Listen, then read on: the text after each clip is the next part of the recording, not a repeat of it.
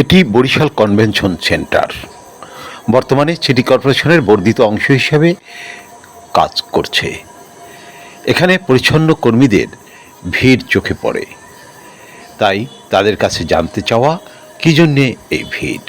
কেন আসেন একসাথে হন, একসাথে বলেন কেন এসেছেন, কেন? আমাদের প্রশাসক মহোদয় আমাদের ডাকছে, আমাদের নিয়ে মত বিনিময় করবে, এই জন্য আমরা আসছি।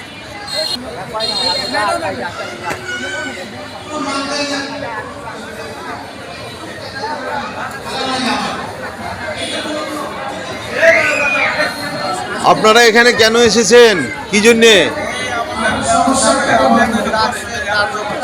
কেন ডাকছে তিনি বলেন তো?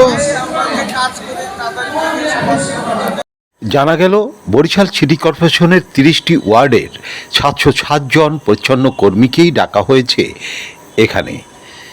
নগর প্রশাসক বিলকিস জাহান শিরিন তাদের সাথে মতবিনিময় করবেন।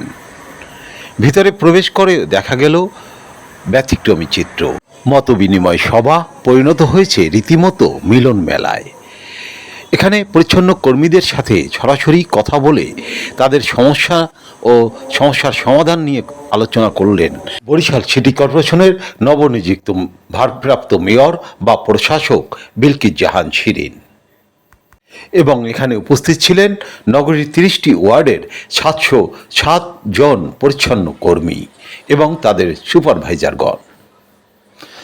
এ সময় নগরীর পরিচ্ছন্নতায় সবচেয়ে পরিষ্কার যে ওয়ার্ড পাওয়া যাবে সেই ওয়ার্ডের পরিচ্ছন্ন কর্মী ও সুপারভাইজারকে পুরস্কৃত করার ঘোষণা দেন বিলকিস জাহান।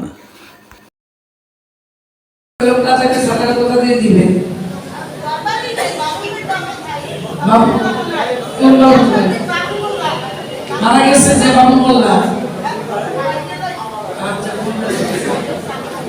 আচ্ছা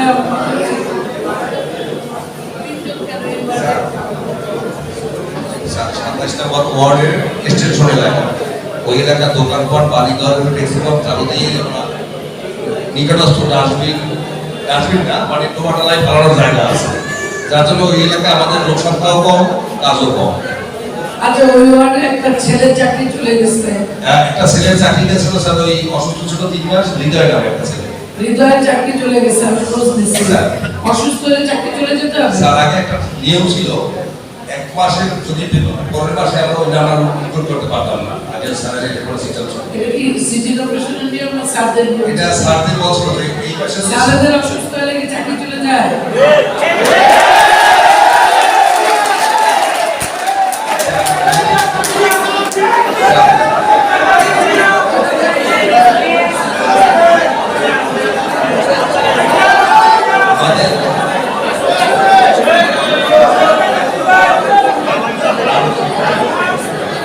আমার কথা হলো, তারা যেদিন কাজ করবে সেদিন সে অসুস্থ ছিল, সে নিচ্ছে না, চাকরি যাবে কেন?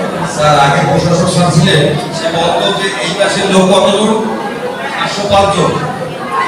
একদম অসুস্থ ছিল, আমরা কত 704 জন।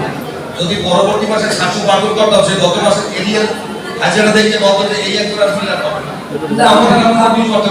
ঠিক আছে, ওনার হিসাব থেকে উনি বলেছে, কিন্তু আমার হিসাব থেকে যদি একটা মানুষ অসুস্থ হয় সে নিশ্চয়ই সিটিকে জানায়, তার আবেদন থাকে, ছুটির জন্য তার আবেদন থাকে, সেই সুযোগটা আমরা তাকে দিতে হবে। একটা মানুষ অসুস্থ,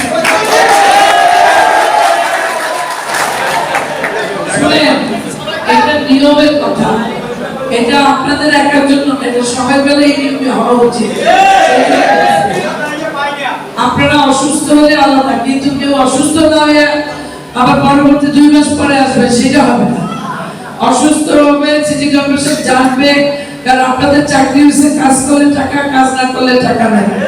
কেউ অসুস্থ মানুষ তো অসুস্থ হইতেই পারে, অসুস্থ হলে সে মেডিকেল সার্টিফিকেট, তার সেই অসুস্থতার যা প্রয়োজনীয় কাগজপত্র প্লাস সিটি নজরদারি অথবা সিটি তার খবর খোঁজ নেওয়া, এই অবস্থা। আমি বলা হয় হৃদয়ের চাকরিটা আপনাদের ফিরিয়ে দেওয়া উচিত। এটা আপনাদের আর এখানে এটা রাখেন, এত বড় একটা ওয়ার্ড, আপনি একটা ওয়ার্ডে 16 জন আর একটা ওয়ার্ডে 3 জন, এটা তো তাদের জন্য অমানবিক, তাদের জন্য সে ওয়ার্ডে লাভ হচ্ছে না, ওনারা যেটা ওনাদের ক্ষমতা অ্যাপ্লাই করে সেটার জন্য আমাদের সিটির কোনো উপকার হচ্ছে না, পাবলিকের কোনো জনগণের কিন্তু কোনো উপকার হচ্ছে না।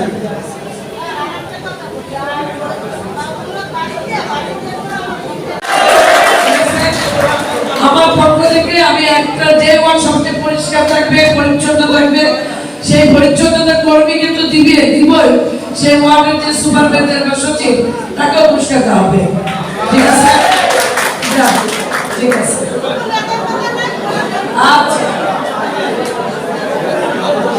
এই মতবিনিময় সভায় নিজেদের যাবতীয় সমস্যা তুলে ধরে পরিচ্ছন্ন কর্মীরা সরাসরি কথা বলেন নগর প্রশাসক বিলকিস জাহান শিরিনের সাথে এবং তার সাথে আলোচনা শেষে হাসি মুখে সবাই কাজে ফিরে যান।